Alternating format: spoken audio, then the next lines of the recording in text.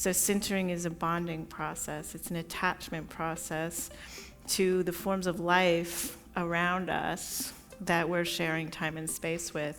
And that is an idea that I came up with on the snowmobile, learned directly from snow and from what snow was doing. Scientists are describing this process as sintering, but for me, it sort of opened up this world around belonging and attachment and world making and solidarity and internationalism, and it was a window into how that network of life works. The library was my space, and there was just so much. To the Harbor Grace excursion with the boys to have a time.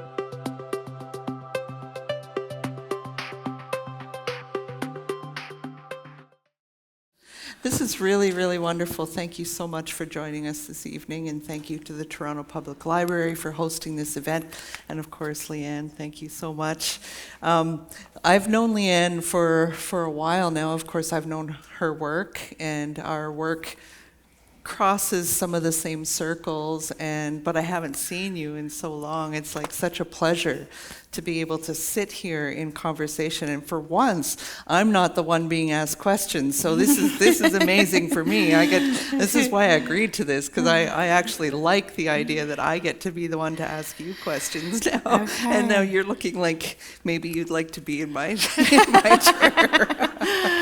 So we only have about 40 to 45 minutes to ask questions, and then the floor will be opened up to you all to be able to ask Leanne some questions. And just to start off, I want you to pronounce your Anishinaabe name for everybody. My Anishinaabe name is Betasamosake. Betasamosake, and it means a woman walking towards the earth from Grandmother Moon. And it was given to me by Robin Green from Shoal Lake, Robin Green Ba, several years ago now. And so he wrote it on a yellow Post-it note, the spelling that you guys see, Betasamosake. That looks like how you would say it in English. And I loved how he wrote it, so I kept that spelling. But then when I got back to Michi-Sagik Anishinaabe territory, my elders, Doug was like, "What's this? Who gave you this name?" And so I explained this story to him, and he's like, "Oh, yeah, well, I can see that now in the spelling, but in our dialect, we would say Betasamosake." So it's creating a lot of confusion with the AI robots online. Well, that's a good thing. So I have some questions, and because I'm not normally an interviewer, I've had to write them down, so you'll have to bear with me here. But I just want to say that I just want to acknowledge my grandparents who were Cree speakers. Their names were Matilda Larondel and Daniel Belcourt, Emil Daniel Belcourt from the Métis community of Lac Saint Dan in Alberta. And so that just places me and tells you who I am in relation to my people and where I come from. So I wanted to start with a question talking about your elder, Gidaga Migaziban, to whom you dedicate the book. And throughout the book, you speak in great length about your relationship with him, his teachings, the way in which your relationship impacted you even in his death. And it was striking to me for a couple of reasons. One, because I could relate to the things that I've been taught about community knowledge and protocols, and what Maria Campbell refers to as traditional copyright, in that you carry the teachings they share, but you always acknowledge the person from who you learned from. And your relationship with him reminded me of the many of my own relationships with elders. And I thought, to begin, let's talk a little bit about him. Tell us about Doug. Yeah, so Doug is a fixture, or was a fixture of the Peterborough community of Trent University. He was born and raised in Curve Lake First Nation, and he lived his whole life in Curve Lake. He was hilarious. He was a wonderful storyteller, a wonderful embellisher of stories, and he loved the land. So he loved fishing, he loved hunting. He spent a lot of time in the sugar bush. We got along really, really well, and I think we spent probably 3 decades together, hanging out, hunting, doing ceremony, learning language. Together we were learning how to harvest wild rice. And it was, I feel like he was my best friend. He was sort of like a grandparent or a father figure to me. He was a mentor and a teacher. And it was interesting last night because we had the launch in Peterborough, and so there was lots of folks from Curve Lake and from Alderville in the audience. And I think the best compliment that I could ever get for this book was that they could hear Doug's teachings and they could hear his voice in some of the parts of the book. And so that was a pretty special moment. So I feel like he had a really interesting life because I did a pre-interview with the CBC yesterday, and they were asking me about the Pope. And I was explaining how the book isn't really about the Pope. And that I actually don't know a lot about the Pope because the Mississauga Anishinaabe were colonized by Methodists, and the schools in our territory were run by the United Church. So Doug's uncles, he had a couple of uncles that were very, very good at escaping school, and they spent a lot of their time in the bush, and so they retained a lot of language and ceremony and our knowledge because these 2 little boys were so good at not going to school. And they ended up teaching him. So Doug had this really beautiful body of knowledge that was just imbued with a kindness that is so rare today because of those 2 little boys escaping day school. Yeah. Thanks for sharing something about him. And I feel like this book, as you said, people said they can hear his voice in what you've written. And also I'm thinking about for your community and his community, how it's like such a beautiful legacy to put down on paper for the future generations. He was also really clear. I don't mean to interrupt you. He was also really clear. I would always, early on in my career, I was always getting him to read stuff over, and he was always like, you really are thinking too hard about this stuff. Like, I would never have gotten that out of that story. So as much as it does come from him, it has been Leannified a little. That's very funny. In the book, you also mention Josephine Mandamin Bun, and we say Bun for somebody who's passed on to the spirit world, and the way one of my language teachers described that ending, because you'll hear it often with Anishinaabe or Cree speakers. In Cree, it's just pronounced pun, and it means they were here and are no longer here. So anything that is animate also gets that ending, which is interesting because I asked about apples, which are Mishiman. So I said, when you say Mishiman bun, can you say that? She said yes, and I said, is that because the apple is no longer alive and it's in the spirit world? And she really laughed and she said, no, it's just because it's no longer here. I said, okay. So I thought that was quite interesting. Anyway, so. And for those of you who don't know who Josephine Mandamin was, she was an incredible elder, teacher, ceremonial person, knowledge keeper, very powerful woman who her legacy continues to inspire so many of us today. She walked around the Great Lakes and she was walking in ceremony for the water. She carried the water in a copper pail, and other people walked with her. And she did that year after year, and she walked around the entirety of the Great Lakes in her lifetime twice, and also up and down the St. Lawrence Seaway. And she referred to, when I used to see her, and people would all often ask her for advice, and she would say things like, if somebody came up and said, listen, there's like pollution in my area, her thing would be, well, what are you going to do about it? It was always about action. And the thing that I noticed in your book is that in your reimagining of your canoe journey from your home to Pinnery Road, I thought about Josephine when you wrote about offerings in particular. And you said that at the beginning of the canoe journey, someone would have told you for certain to make an offering, and that you wrote, it was an act of reciprocity and acknowledgement of those living things I was encountering, but also of a way of feeding into the network a burst of energy and goodwill.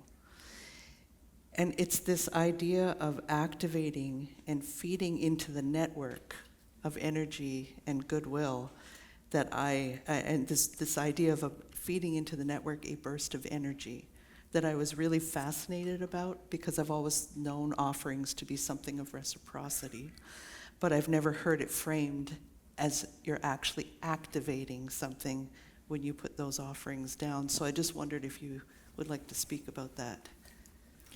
I think one of the things that was really unique about Doug, because he had these two uncles, was that he wasn't ever relearning culture because it had been beaten out of him or taken away at residential school. And so he didn't have that Christian influence. And so he didn't see our seven ancestor teachings, for instance, as akin to the 10 Commandments. He didn't see this sort of, if you don't put an offering down and you don't engage in reciprocity, then a lightning bolt's going to come and hit you and take you out. So I think from that, in this book, I was thinking about water as a teacher, as an embodied practice of internationalism, as something that connects every living thing on the planet in a cyclical sort of way. And I was thinking with water. I'm late to the party, and I apologize to all the Anishinaabe in the audience, because like Josephine, our women have been walking around lakes and bringing attention to water for years and years and years. But I really started to understand the land and the water and my body actually as a network of relationships. I started to think of my body as a node in this expanding, cascading relationship that starts out maybe in my homeland, but connects through water to every other living being and every other group of people on the planet. And I liked when we say things like, Bamadzawin, Bamadzawin meaning the kind of cacophony of life, or a continuous rebirth. There isn't a hierarchy. There isn't a structure that has certain living things being more important than other living things. So this idea of a network, putting good good thoughts into the network, coming together on the land, in cities, 2 or 3 people organizing to meet the needs of their immediate community. All of that seem to be really important contributions and gifts into this network of life. And so I wanted to do a little bit of a reframe. Yeah. Yeah, I really like that, because I think so much throughout the book what you're speaking about is action. And when you speak about Rebecca Belmore's piece, how do you say that? How do you say the name of her piece? Oh, Mama. Oh, I can't remember now. Sorry, I didn't write it down. Speaking to our mother. Yes, yeah. Speaking to our Mother Earth, and the idea that with her piece, which is a gigantic megaphone, where she set it up in different locations and invited people to speak to Mother Earth through this megaphone. And you mention in there that she was looking at the idea of Indigenous protest, and that the idea was not to be speaking to the government or to the army or to the prime minister, but instead putting our words back to the earth to try and reactivate the relationship with the earth and ourselves. And I'm really interested in this time that we're living in now, how important it is to think of other forms of activation, of relationships. You call it international, what? Internationalism. Yeah, Yeah. the relationships. And so this brings me to my next question, is that you, in the beginning, you acknowledge your collaborators as snow and ice, slush and rain. And you wrote, "I wasn't expecting the snow to teach me how to live in the world." And throughout, you talk about sintering. And it's fascinating because I've never heard that word before, and I didn't know what it meant, but I certainly understand it when you were explaining it throughout the book. And I just wondered if you might talk a little bit about that, and for those who might know what sintering is, what did it teach you about the relationships, and as you wrote, how it might be a foundational concept for creating new constellations of co-resistance? So in the process of writing the book, Doug passed into the spirit world, and so I was left without this teacher and without this body of knowledge. And him and I had talked quite a bit as his health was failing about what that moment would be like.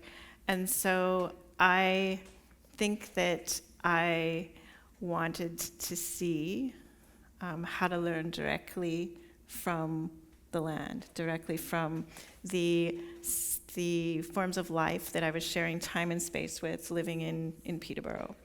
And so during one of the pandemic winters, I've been a lifelong cross-country skier. I've been fairly committed, probably in an irritating way. My sisters are in the audience, and they can attest to that. I'm the person on Christmas morning out on the ski trail as a coping mechanism. So during the pandemic, I was out on the trail quite a lot in Peterborough running and skiing, and I decided to volunteer to become a groomer of the ski trail near my house, in part because I work in the north, and I didn't want to embarrass the Anishinaabe every time I go into Denende, not remembering how to drive the snowmobile. So I thought I would keep my snowmobile skills up. And I would listen to podcasts and groom the trail, and you groom quite slowly. And there's always this kind of poet, I think, in me. Particularly, I get a lot of ideas when I'm skiing or when I'm running, when my body is in motion. And so I started to think about snow, and I started to think about compacting snow or grooming the snow to create this trail. And groomers talk a lot about this process of sintering, which we all know about in this room, because when it snows, that first day you go out and shovel and it's really light and fluffy. And then if you're lazy and you don't go out and shovel that first day and you do it, 24 or 48 hours later, it's compacted and it's a lot heavier. And the process that the snowflakes are going through is a bonding process to each other. So it struck me that the first thing that snowflakes do when they come from the sky world and they land is they bond and attach themselves to their neighbors in a way that doesn't destroy themselves and in a way that doesn't destroy their neighbors. So sintering is a bonding process. It's an attachment process to the forms of life around us that we're sharing time and space with. And that is an idea that I came up with on the snowmobile, learned directly from snow and from what snow was doing. Scientists are describing this process as sintering, but for me it sort of opened up this world around belonging and attachment and world making and solidarity and internationalism, and it was a window into how that network of life works. And so I think in this book I was thinking also with Rebecca Belmore, right? And you brought up her piece speaking to our mother, which is the megaphone where you're speaking to the earth.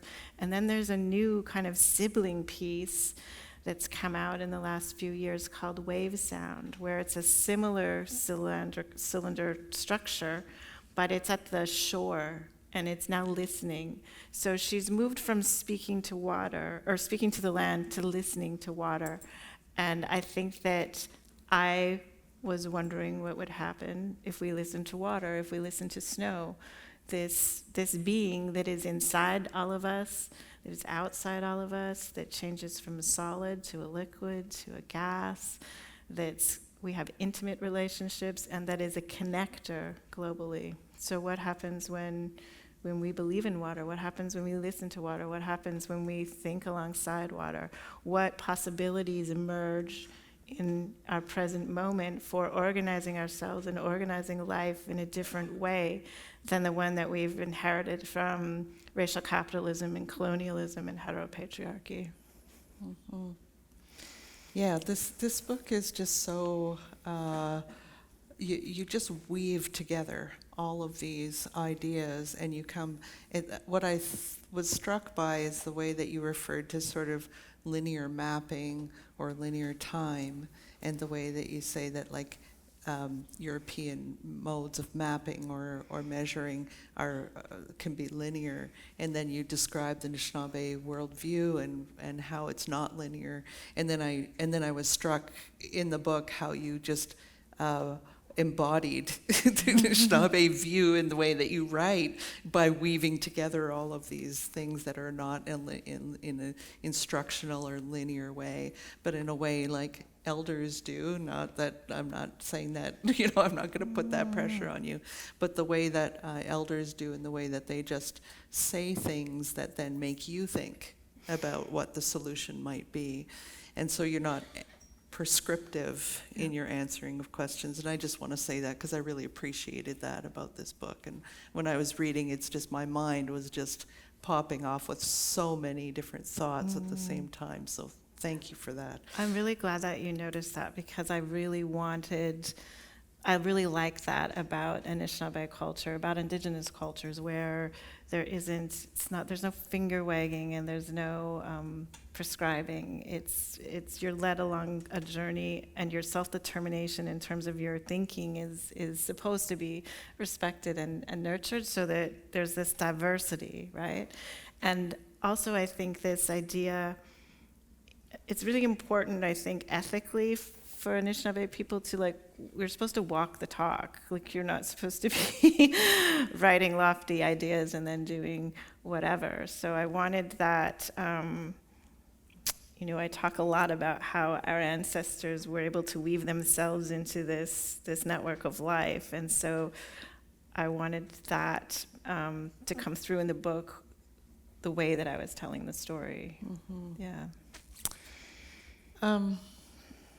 So I'm going to just switch the conversation a little bit. And you mention throughout the book, and I think it's very important that we discuss this, and you mentioned Palestine and the Congo and Sudan.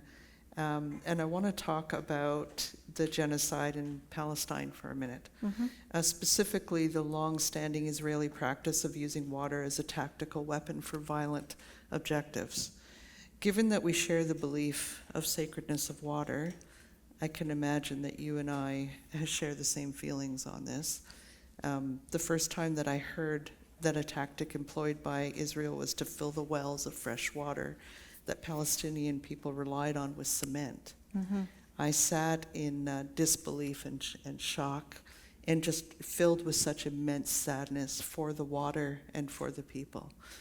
And today we see genocide live streamed, with the majority of the world ignoring it, as we are seeing in the Congo and Sudan, which are barely mentioned. In your book, you write, "The present moment, one of climate catastrophe, of ongoing genocide, of the Nakba in Gaza, Palestine, of genocides in Sudan and Congo, demands that we direct our dreams and actions towards worlds that refuse capitalism and dispossession and the spectacular violences required to maintain them." And I'm wondering what your thoughts are on this and the Palestinian people today. And I wanted to give you space here to reflect about your feelings on on this moment in time that we are witnessing? We were talking backstage a little bit about sort of this last 5 years going through global pandemic, global uprising for Black life, and now this present moment where we've experienced climate disaster after climate disaster, and now over 500 days of live-streamed genocide in Gaza. That's right now, my friends on the ground in Gaza are, when they have electricity and are able to text messages out, it's the worst that's ever been. And so it's a difficult time to find and to find a discipline of hope, as Miriam Kaba would say. It's a time where it feels quite overwhelming, where you feel quite useless in terms of being able to stop a genocide, being able to, I think,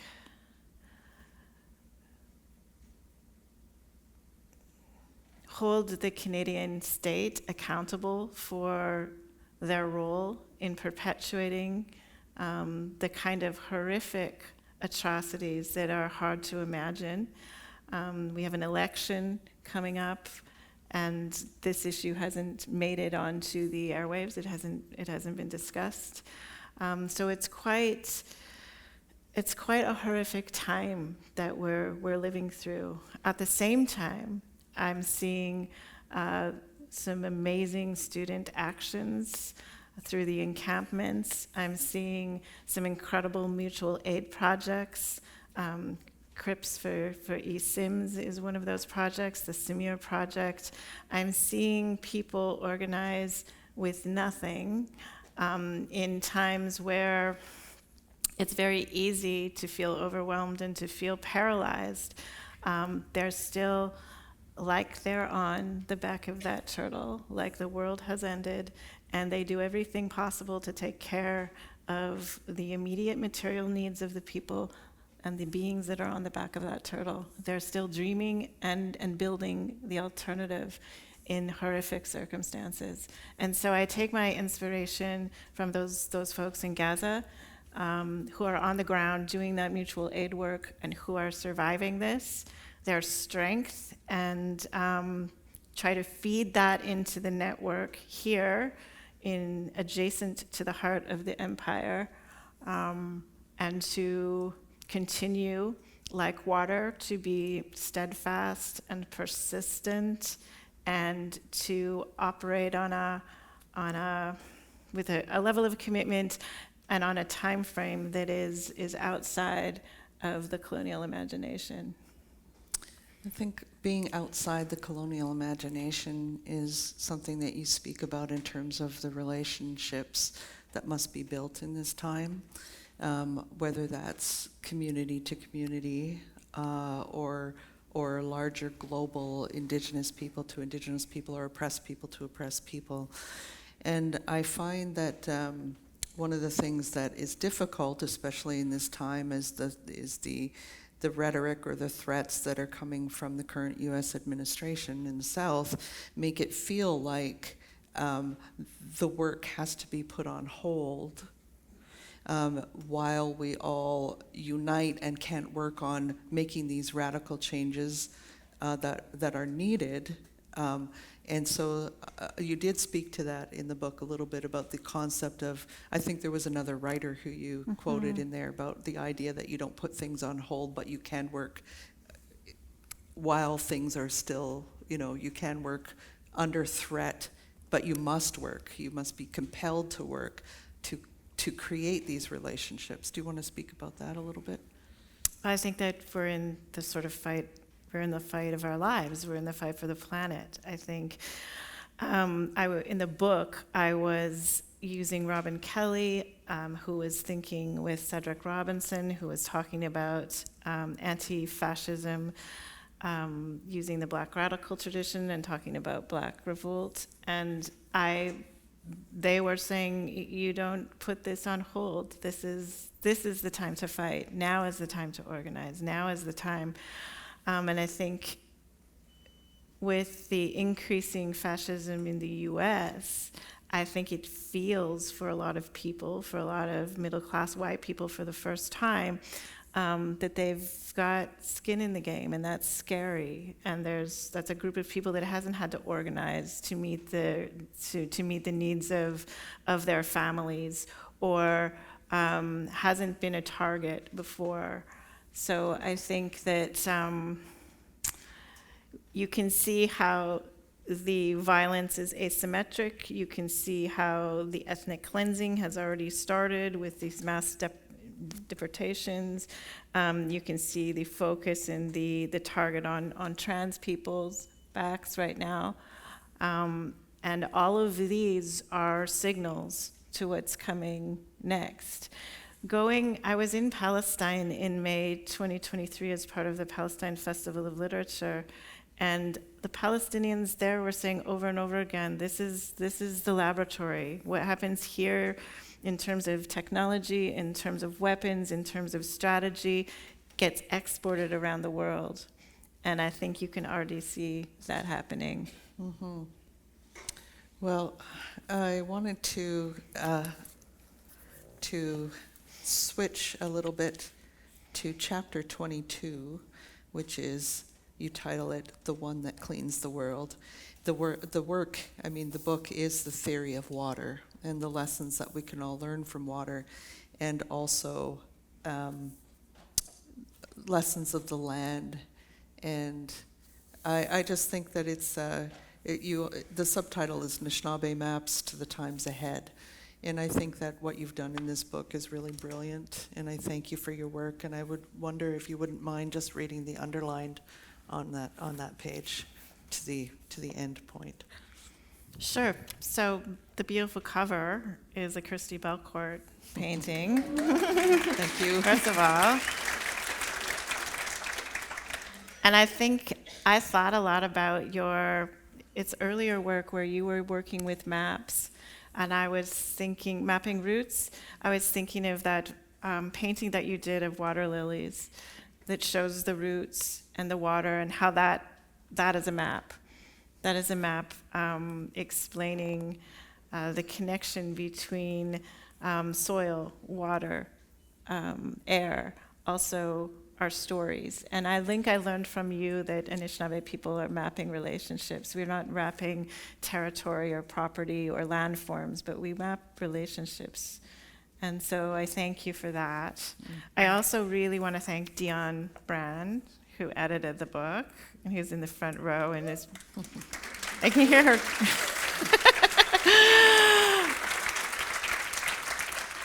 Dion cut a lot of my academic meandering out of the book, so you have her to thank that you don't have to slog through another Leanne academic book. Also, Lynn Henry was an amazing, gentle, kind editor, and so I'm really grateful to the Alchemy imprint for believing in me and believing in the book. And this last chapter, I am thinking with and riffing off the brilliant Natalie Diaz, who's a Mojave poet. And I start with a quote from Natalie. I carry a river. It is who I am. Aha, Makav. Nibi, the one that cleans the world, the one that does the unglamorous, underappreciated, unseen labor of washing and tidying up, the work that no one else will do. Nibi, the blood of the planet, merging through subterranean and atmospheric vessels and circuitry. Nayano Nibimong Gichigaming is heart, lungs, kidneys, and liver, pumping, mixing, detoxing, carrying the past to the future. Nibi is medicine, a daily streaming for our circumnavigation.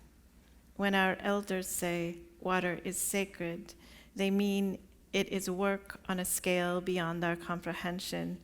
They mean Nibi is not disposable. Nibi is not capital. Nibi is a provocateur enacting a theory and a body of knowledge about how to live inside the cacophony of living. She carries the river. I carry the ice. You carry an ocean. Thank you.